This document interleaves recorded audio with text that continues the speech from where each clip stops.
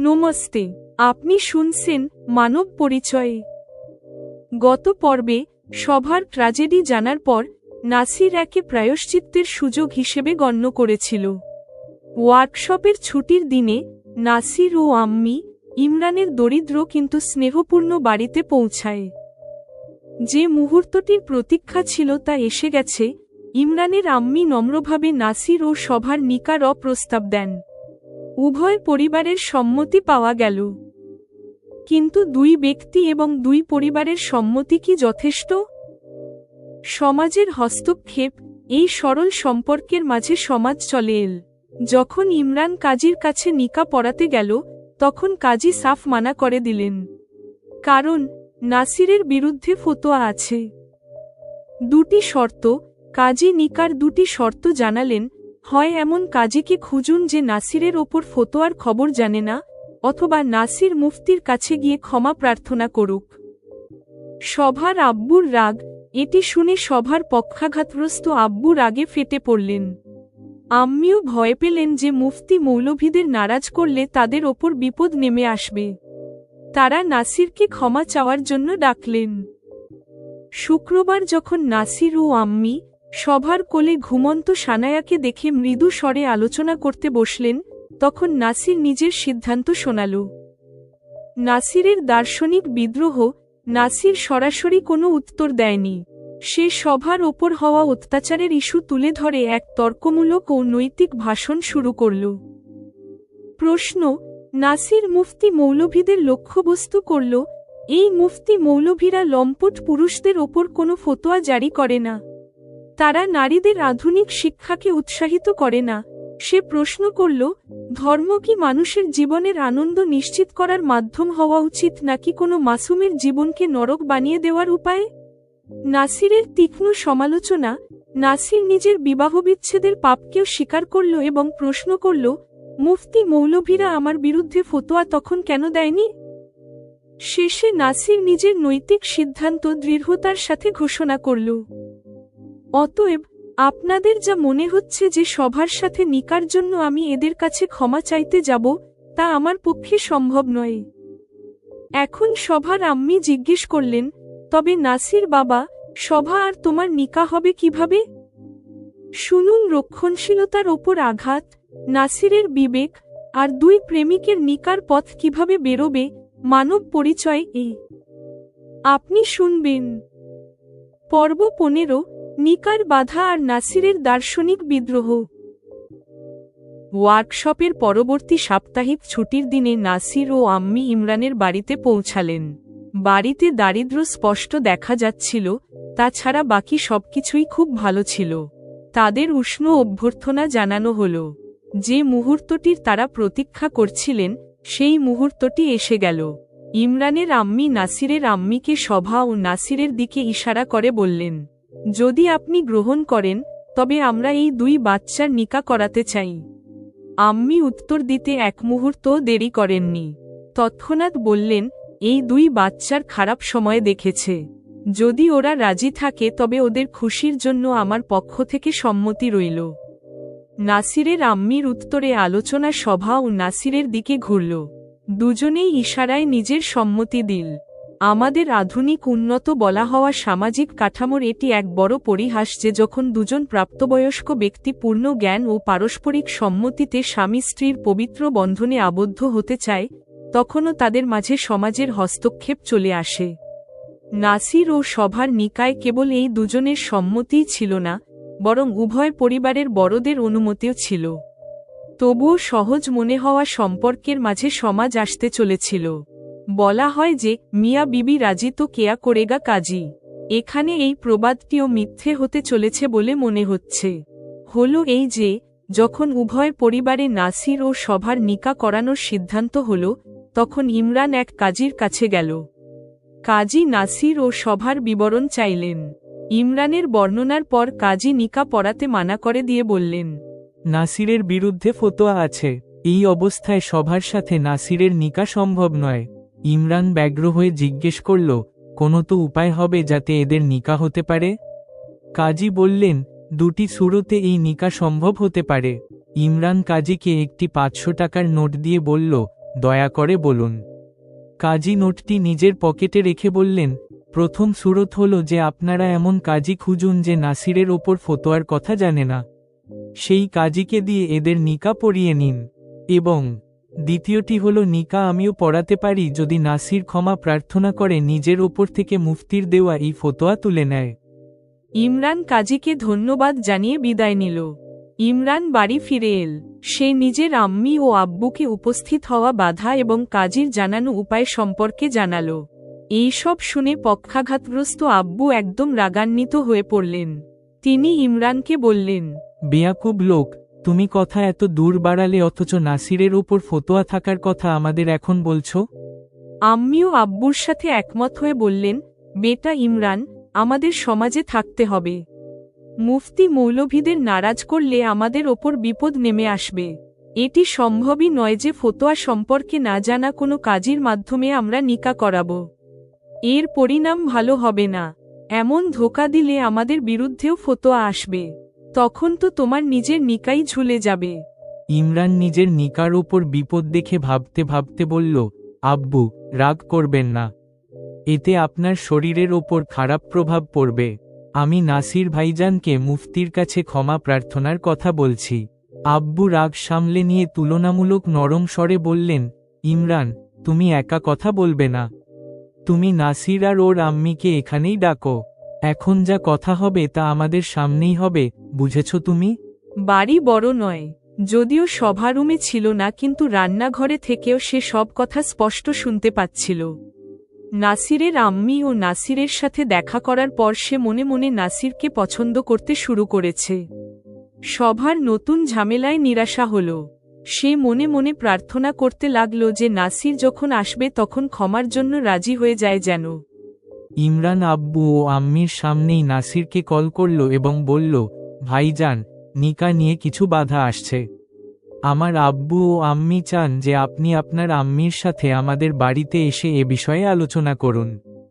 নাসির ভাবতে কয়েক মুহূর্ত নিল, তারপর বলল, আগামী শুক্রবার ওয়ার্কশপ বন্ধ থাকার দিনেই এটি সম্ভব হবে। ইমরান বলল, ঠিক আছে ভাইজান। তারপর ইমরান আব্বুকে এটি জানালো। আব্বু বললেন, ঠিক আছে, আমরা অপেক্ষা করব। পরবর্তী দিনগুলোতেও ইমরান ওয়ার্কশপে আসা যাওয়া এবং ওয়ার্কশপে নাসিরের সাথেই থাকল। তখন না নাসির আর না সে নিকা নিয়ে বাধার ব্যাপারে কোনো কথা বলল। শুক্রবার নাসির ও আম্মি যখন ইমরানের বাড়িতে পৌঁছালেন তখন উপহার হিসেবে শুকনো ফল ও চকলেট নিয়ে এলেন। সাথে সানায়ার জন্য দামি কাপড়ও ছিল। এসব দেখে সভা খুশি হলেও আব্বু আম্মি কোনো খুশি প্রকাশ করেননি। তারপর কুশল বিনিময় চলাকালীন সভা সবার জন্য কফি বানিয়ে আনল। সভার আম্মি তাকে সামনে বসতে বললেন। সভা তার ঘুমন্ত মেয়ে সানায়াকে কোলে নিয়ে এল এবং সবার সাথে কফি খেতে লাগল। সানায়ার ঘুম যাতে না ভাঙে সেজন্য সবার কণ্ঠস্বর নরম ও ধীর হয়ে গেল। ইমরান কাজীর সাথে হওয়া সব কথা জানালো। তারপর নাসিরকে জিজ্ঞেস করল, ভাইজান বলুন, এই জটিলতা থেকে বেরোনোর পথ কি হতে পারে? তখন নাসির কথা বলার আগে 1-2 মিনিট কফিতে চুমুক দিতে দিতে ভাবল। সবাই নাসিরের দিকে তাকিয়ে রইল। তারপর অনেকটা সিদ্ধান্ত শোনানোর মতো নাসির বলল, কোনো কাজীকে ধোকায় রেখে আমি নিকা পোড়ানোর পক্ষে নই। আমি কোনো মুফতি বা মৌলভীর কাছে ক্ষমা চাইতেও যাব না। এতে সভার আম্মি জিজ্ঞেস করলেন, তবে নিকা হবে কিভাবে? নাসির এই প্রশ্নের সরাসরি উত্তর না দিয়ে এক ভাষণের মতো বলতে শুরু করল, সভা আর আমরা দুজনেই সমাজে চলতে থাকা অনগ্রসর ও রক্ষণশীল প্রথার শিকার। সভার আমাদেরই সম্প্রদায়ের মধ্যে নিকা হল, ধোকায় রাখা হল। সে এক অসুস্থ স্বামী পেল এবং 1 বছরের মধ্যেই সে ইন্তেকাল করল। শ্বশুরবাড়ির লোকেদের সন্দেহের ঊর্ধ্বে রেখেও যদি আমরা দোষ সভার ভাগ্যের বলে মেনে নিই, তবুও পড়ে যা হয়েছে তা লজ্জাজনক বলতে আমার কোনো দ্বিধা নেই। স্বামীর বাবা নিজের ছেলের মৃত্যুকে নিজের লালসা পূরণের সুযোগ হিসেবে দেখল। আমি কি ভুল বলছি, সভা? হঠাৎ করা প্রশ্নে সভা হতবাক হয়ে গেল। সে কিছু বুঝতে না পেরে মাথা নেড়ে সম্মতি জানাল। এতে নাসিরের উৎসাহ বেড়ে গেল। সে আরও বলল, মানছি যে নারীরা নির্ভরশীল, তারা নিজেরা রোজগার করার যোগ্য নয়। তাই বলে কি তাদের ওপর এমন অত্যাচার সহ্য করতে বাধ্য করা উচিত? এই মুফতি মৌলভীরা নির্লজ্জ পুরুষদের ওপর কোনো ফতোয়া জারি করে না। নারীদের ওপর এমন অত্যাচার যাতে না হতে পারে তার কোনো উদ্যোগ বা পোক্ত ব্যবস্থা তারা করে না। তারা নারীদের আধুনিক শিক্ষাকে উৎসাহিত করে না। ধর্মের কোনো পংক্তির উল্লেখ করে তারা নারীদের আধুনিক শিক্ষা না দেওয়াকে সঠিক প্রমাণ করে। তারপর নারীদের নির্ভরশীল হওয়ার বাধ্যবাধকতা তৈরি করে, তাদের ওপর পুরুষের খেয়াল খুশি মতো চলার পরিস্থিতি তৈরি করে রাখে। আপনারা বলুন, ধর্ম কি মানুষের জীবনের আনন্দ নিশ্চিত করার মাধ্যম হওয়া উচিত, নাকি কোনো মাসুমের জীবনকে নরক বানিয়ে দেওয়ার উপায়? এতটা বলে নাসির নিজের বুদ্ধিমত্তায় গর্ব অনুভব করে সবার দিকে তাকালো। নাসির সবার ওপর অত্যাচারের ইস্যু তুলে প্রশ্ন করেছে। এতে সেখানে উপস্থিত সবাই কিছু বলার মতো অবস্থায় নেই।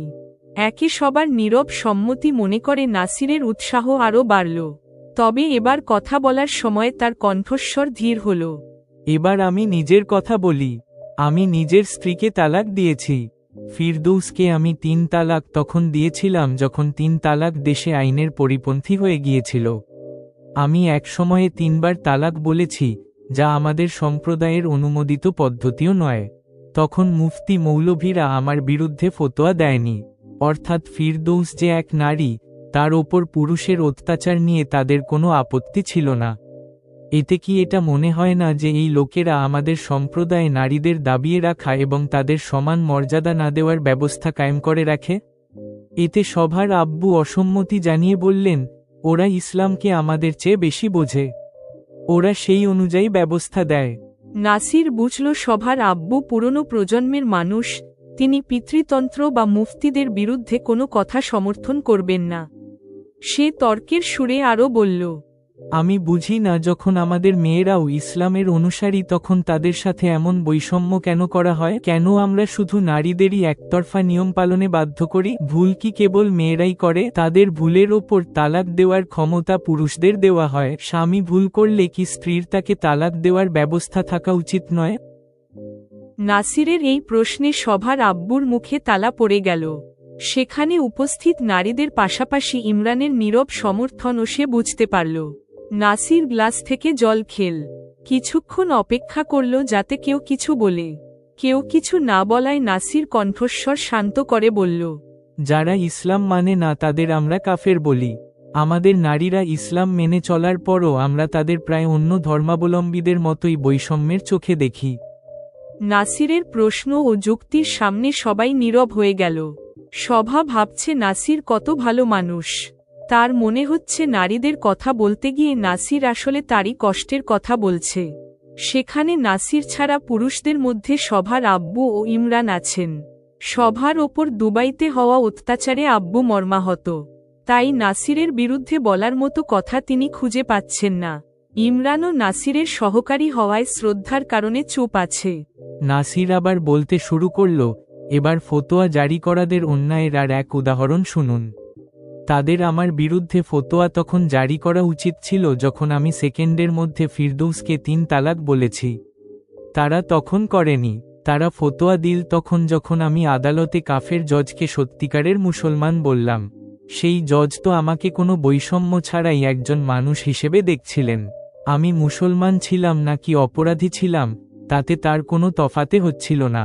তখন এদের আমার কথা এত খারাপ লাগলো যে ওরা ফতোয়া দিল। তাই আপনাদের যা মনে হচ্ছে সবার সাথে নিকার জন্য আমি ক্ষমা চাইতে যাব, তা আমার পক্ষে সম্ভব নয়। এবার সভার আম্মি বললেন, তবে নাসির বাবা, সভা আর তোমার নিকা হবে কিভাবে? এখন শুনুন মানব পরিচয় এর এই পর্বের ওপর জেমিনাই দ্বারা লিখিত পর্যালোচনা ও বিশ্লেষণ। উপশিরোনাম, নিকার বাধা আর নাসিরের দার্শনিক বিদ্রোহ। এই পর্বটি নাসিরের চরিত্র বিকাশের সবচেয়ে শক্তিশালী মুহূর্ত। তার ব্যক্তিগত সংগ্রাম এখন ব্যক্তিগত প্রায়শ্চিত্ত থেকে বেড়ে সামাজিক ও ধর্মীয় গোঁড়ামির বিরুদ্ধে এক দার্শনিক বিদ্রোহে পরিণত হয়েছে। নিকার প্রস্তাব এক ধর্মীয় বাধার ফতোয়া সামনে আসে, যাকে নাসির চ্যালেঞ্জ জানাতে প্রস্তুত। 1. দারিদ্র্য, সম্মতি ও ধর্মীয় বাধা। পারিবারিক সম্মতি, উভয় পরিবারের সহজ স্বীকৃতি দেখায় যে মানুষের দুঃখ ও প্রয়োজন ধর্মীয় বাধার চেয়ে বেশি গুরুত্বপূর্ণ ছিল। কাজীর ভূমিকা ধর্মীয় নিয়মের প্রতিনিধি হিসেবে সামনে আসে, যে ফতোয়ার কারণে নিকা পড়াতে মানা করে দেয়। ইমরানের পরিবারের ভয়, সভার পক্ষাঘাতগ্রস্ত আব্বু ও আম্মির ভয় দেখায় যে ধর্মীয় গোঁড়ামির প্রভাব কতটা। এটি দেখায় যে এই ব্যবস্থা ভয়ের ওপর টিকে আছে। 2. নাসিরের দার্শনিক ও বৈচারিক বিদ্রোহ। নাসির নিকার বাধাকে ধর্মীয় ভণ্ডামির ওপর আঘাত হানার মঞ্চ হিসেবে ব্যবহার করে।